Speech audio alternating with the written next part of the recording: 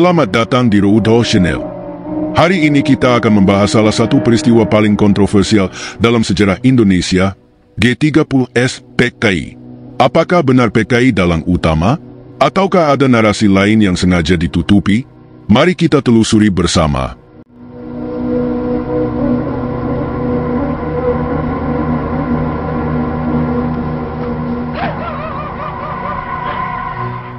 Setelah peristiwa tragis pada malam 30 September hingga dini hari 1 Oktober 1965, pemerintahan Orde Baru yang dipimpin oleh Jenderal Soeharto mengukuhkan satu versi resmi sejarah.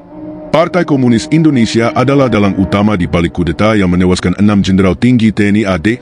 Versi ini menyatakan bahwa PKI, melalui organisasi militernya yang disebut Gerakan 30 September atau G30S, berencana menggulingkan pemerintahan dan mengganti sistem negara dengan komunisme. Propaganda anti-komunis yang masif kemudian menyebar luas di seluruh Indonesia. Pemerintah Orde Baru merilis film pengkhianatan G30S PKI yang diwajibkan untuk ditonton oleh pelajar dan masyarakat selama bertahun-tahun.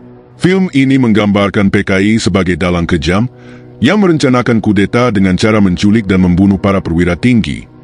Media massa saat itu juga dikendalikan oleh rezim, sehingga hanya satu narasi yang diperbolehkan berkembang di masyarakat: PKI adalah pengkhianat bangsa. Sejak itu, tuduhan terhadap PKI menjadi dasar dari pembersihan besar-besaran terhadap mereka yang dianggap terafiliasi dengan partai tersebut. Jutaan orang ditangkap, ratusan ribu dibunuh, dan banyak yang mengalami pengasingan serta diskriminasi politik selama bertahun-tahun. Namun, benarkah semua yang diajarkan itu sesuai fakta? Narasi resmi ini mulai dipertanyakan oleh banyak sejarawan, baik dari dalam maupun luar negeri. Beberapa penelitian mengungkapkan bahwa tuduhan terhadap PKI mungkin tidak memiliki bukti yang cukup kuat. John Roosa dalam Pretext for Mass Murder menyebut, tuduhan terhadap PKI lemah dan penuh ketidakkonsistenan. Apakah mungkin sebuah partai sipil seperti PKI melakukan operasi militer tingkat tinggi? Mengapa tidak ada bukti konkret yang menghubungkan langsung DNA Idit dengan rencana kudeta? Sejarawan lain seperti Jess Melvin dan Jeffrey B. Robinson menyoroti keterlibatan militer dalam memanipulasi narasi. Menurut mereka, peristiwa ini lebih merupakan konflik internal di tubuh Angkatan Darat, yang kemudian dimanfaatkan sebagai alasan untuk memberangus PKI dan kelompok-kelompok progresif lainnya. Ada juga dugaan bahwa militer telah mengetahui rencana gerakan ini sebelumnya dan membiarkannya terjadi sebagai pembenaran untuk merebut kekuasaan dari Presiden Soekarno. Ketika fakta-fakta ini mulai terungkap, banyak yang bertanya, jika PKI benar-benar pelaku utama kudeta, mengapa bukti-bukti yang diajukan begitu lemah dan penuh dengan inkonsistensi? Mengapa banyak perwira tinggi TNI yang justru selamat dan tidak menjadi sasaran utama G30S? Dengan semakin banyaknya penelitian yang dilakukan, semakin jelas bahwa sejarah G30S tidak sesederhana yang diajarkan selama bertahun-tahun. Perdebatan ini masih terus berlangsung hingga hari ini, mencerminkan betapa pentingnya pemahaman sejarah yang lebih kritis dan objektif.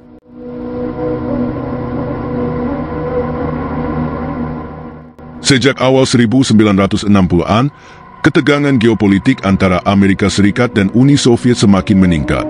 Perang Dingin menjadikan Asia Tenggara sebagai salah satu medan pertempuran ideologi antara blok Barat yang dipimpin AS dan blok Timur yang dipimpin Uni Soviet. Indonesia, di bawah kepemimpinan Presiden Soekarno, berada dalam posisi yang unik. Tidak berpihak secara resmi ke salah satu blok, tetapi lebih condong ke sosialisme dan memiliki hubungan erat dengan negara-negara komunis seperti Uni Soviet dan China. Bagi Amerika Serikat, kebijakan Soekarno yang anti-imperialis dan dekat dengan Partai Komunis Indonesia dianggap sebagai ancaman serius. Soekarno sering mengkritik kebijakan luar negeri AS dan mendukung gerakan-gerakan anti-kolonial di berbagai belahan dunia. Selain itu, PKI, yang pada saat itu merupakan partai komunis terbesar di luar Uni Soviet dan China, tumbuh pesat dengan jumlah anggota yang mencapai jutaan orang. Keberadaan PKI di Indonesia membuat Washington khawatir bahwa negara ini bisa menjadi negara komunis berikutnya setelah Tiongkok jatuh ke tangan Mao Zedong pada 1949.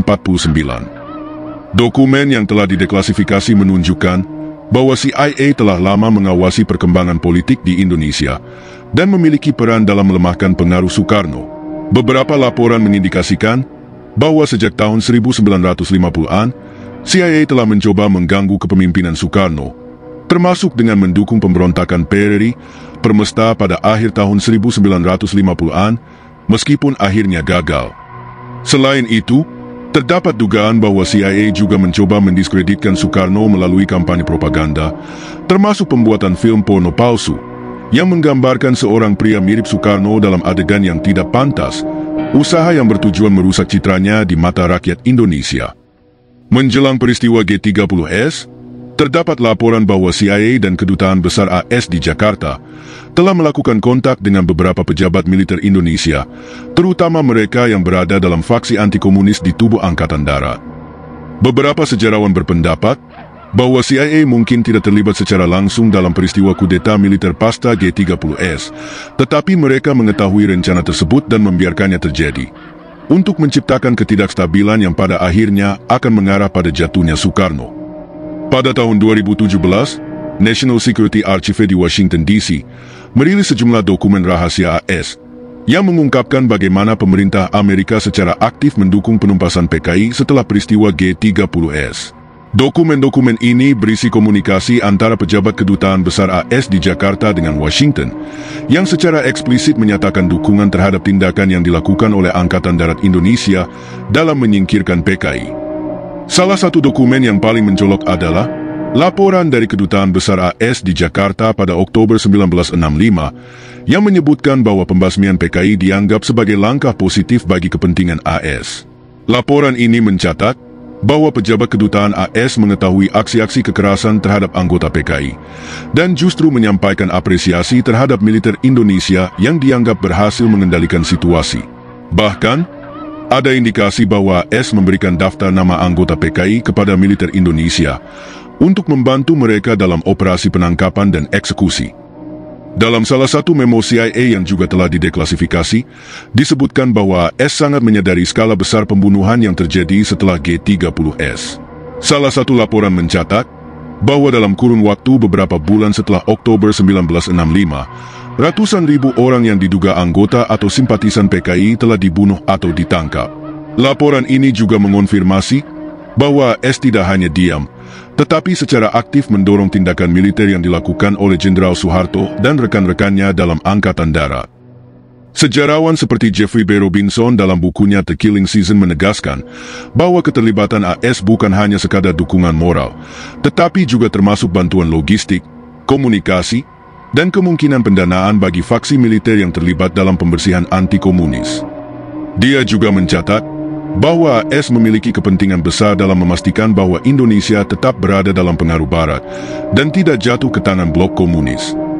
Dengan adanya bukti dari dokumen-dokumen yang telah dideklasifikasi ini, semakin jelas bahwa Amerika Serikat memainkan peran penting dalam peristiwa tahun 1965. AS mungkin tidak secara langsung terlibat dalam peristiwa G30S itu sendiri, tetapi dukungan mereka terhadap militer Indonesia dalam menumpas PKI menunjukkan bahwa tragedi ini bukan hanya masalah internal Indonesia, melainkan juga bagian dari dinamika global Perang Dingin. Hingga hari ini, keterlibatan AS dalam peristiwa tahun 1965 masih menjadi perdebatan. Namun, dengan semakin banyaknya dokumen yang muncul ke publik, semakin sulit untuk menyangkal bahwa peristiwa ini adalah bagian dari strategi geopolitik AS dalam membendung komunisme di Asia Tenggara.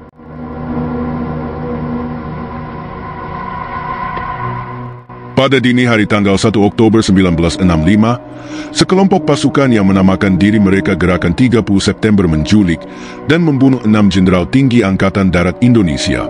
Pada awalnya, situasi tampak kacau dengan informasi yang simpang siur mengenai siapa yang sebenarnya bertanggung jawab atas gerakan ini. Namun, di tengah kekacauan tersebut, Mayor Jenderal Soeharto, yang saat itu menjabat sebagai Panglima Komando Cadangan Strategis Angkatan Darat, dengan cepat mengambil kendali situasi. Menurut berbagai sumber, Soeharto pertama kali mendapat informasi mengenai penculikan para jenderal pada pagi hari 1 Oktober. Namun yang menarik, dia tidak termasuk dalam daftar target penculikan, meskipun ia adalah seorang perwira tinggi yang berpengaruh dalam tubuh Angkatan Darat. Hal ini menimbulkan spekulasi bahwa Soeharto mungkin sudah mengetahui atau bahkan mempersiapkan langkah-langkah tertentu sebelum peristiwa ini terjadi. Setelah mengetahui bahwa beberapa jenderal senior telah diculik dan dibunuh, Soeharto bergerak cepat untuk mengonsolidasikan kekuasaan. Ia segera mengambil alih kendali atas Komando Strategis Angkatan Darat dan memastikan bahwa satuan-satuan militer utama tetap berada di bawah komandonya. Dengan dukungan dari unit-unit Kostrad dan Repkad, Resimen Para Komando Angkatan Darat, yang kemudian menjadi Kopassus, Soeharto berhasil merebut kembali kendali ibu kota dari kelompok G30S yang saat itu menduduki markas RRI dan beberapa titik strategis lainnya. Pada sore hari 1 Oktober, Soeharto mengklaim bahwa situasi telah berada di bawah kendali dan mengumumkan melalui radio bahwa gerakan tersebut adalah upaya kudeta oleh PKI. Dalam pidato publiknya, ia menegaskan bahwa Angkatan Darat akan mengambil tindakan tegas untuk menumpas pengkhianatan ini dan mengembalikan stabilitas negara. Namun yang menarik adalah bagaimana Soeharto dengan cepat memanfaatkan situasi ini untuk memperkuat posisinya. Presiden Soekarno, yang saat itu masih menjabat sebagai kepala negara, bersikap ragu-ragu dalam menghadapi krisis ini. Soekarno awalnya mencoba menenangkan situasi dan meminta penyelidikan lebih lanjut sebelum mengambil tindakan lebih lanjut. Namun, Soeharto melihat keraguan-raguan Soekarno sebagai peluang emas untuk mengamankan kekuasaan bagi dirinya sendiri. Dalam beberapa hari setelah peristiwa tersebut, Soeharto mulai menyingkirkan orang-orang yang berpotensi menentangnya. Salah satu langkah pertamanya adalah mengambil alih kepemimpinan Angkatan Darat dari Letnan Jenderal Ahmad Yani yang telah dibunuh. Selanjutnya, ia mulai membatasi gerak Soekarno dengan mengendalikan komunikasi dan akses Presiden terhadap publik. Dengan dukungan penuh dari Angkatan Darat, Soeharto secara bertahap mengurangi peran Soekarno dalam pemerintahan dan akhirnya, pada Maret 1966, memaksa Soekarno untuk menyerahkan kekuasaan sepenuhnya kepadanya melalui Supersemar atau Surat Perintah 11 Maret. Langkah-langkah Soeharto setelah G30S menunjukkan strategi politik yang sangat cermat. Dalam waktu yang relatif singkat, ia berhasil mengubah dirinya dari seorang jenderal yang kurang dikenal di kalangan politik menjadi pemimpin de facto Indonesia. Dengan dalih menumpas PKI dan mengembalikan ketertiban nasional, Soeharto membangun fondasi bagi berdirinya Orde Baru yang akan berkuasa selama lebih dari 3 dekade.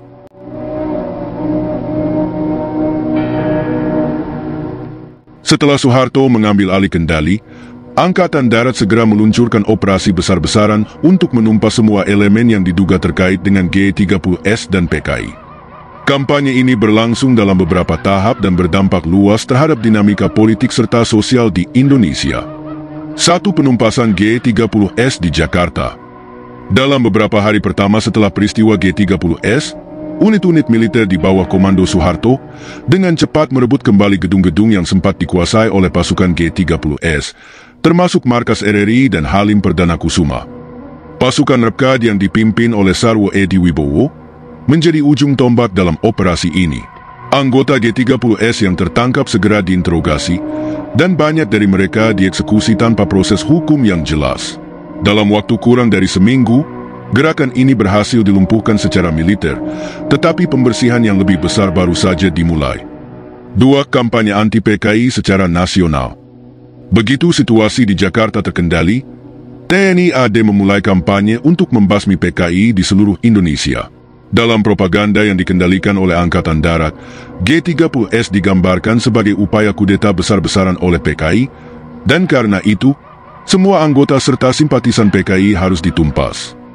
Dengan dalih ini, operasi militer mulai menyasar kader-kader PKI di berbagai daerah, termasuk petani, buruh dan intelektual, yang dianggap memiliki hubungan dengan partai tersebut. Dalam beberapa bulan berikutnya, terjadi pembantaian massal terhadap mereka yang dicurigai sebagai simpatisan PKI, terutama di daerah Jawa Tengah, Jawa Timur, Bali, dan Sumatera. Sejarawan memperkirakan bahwa jumlah korban tewas akibat pembersihan ini berkisar antara 500.000 hingga 1 juta orang, menjadikannya salah satu genosida politik terbesar di abad ke-20. Amnesty International dan berbagai organisasi hak asasi manusia telah mendokumentasikan bagaimana banyak dari korban ini dibunuh tanpa proses hukum yang adil, seringkali dengan metode yang sangat brutal. 3. Penahanan massal dan kamp konsentrasi. Selain pembunuhan massal, TNI AD juga melakukan penahanan besar-besaran terhadap mereka yang diduga terkait dengan PKI. Puluhan ribu orang dikirim ke penjara tanpa pengadilan, Sementara ribuan lainnya dikirim ke kamp-kamp tahanan politik seperti Pulau Buru, tempat mereka ditahan selama bertahun-tahun. Banyak tahanan politik ini diperlakukan dengan kejam, mengalami penyiksaan, dan kehilangan hak-hak dasar mereka. Bahkan setelah mereka dibebaskan, banyak mantan tahanan PKI yang tetap mengalami diskriminasi sosial dan politik selama bertahun-tahun di bawah rezim Orde Baru. 4. Penghapusan PKI dari sejarah dan politik Indonesia. Tindakan terakhir yang dilakukan oleh TNI AD adalah menghapus PKI sepenuhnya dari peta politik Indonesia. Pada tahun 1966, PKI dinyatakan sebagai organisasi terlarang dan semua simbol, buku, atau ajaran yang berkaitan dengan komunisme dilarang keras. Di bawah kepemimpinan Soeharto, pendidikan sejarah tentang G30S dikendalikan dengan ketat. Versi resmi sejarah yang menempatkan PKI sebagai dalang utama kudeta diajarkan di sekolah-sekolah selama puluhan tahun. Setiap tanggal 30 September, masyarakat diwajibkan menonton film pengkhianatan G30S PKI yang menggambarkan peristiwa tersebut secara dramatis dan penuh propaganda. Fakta sejarah G30S ternyata tidak sesederhana yang diajarkan selama ini. Ada banyak kepentingan politik dan geopolitik yang berperan. Hingga kini, perdebatan masih berlangsung.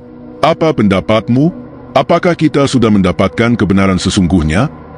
Jangan lupa like, komen dan subscribe untuk pembahasan sejarah lainnya. Sampai jumpa di video berikutnya.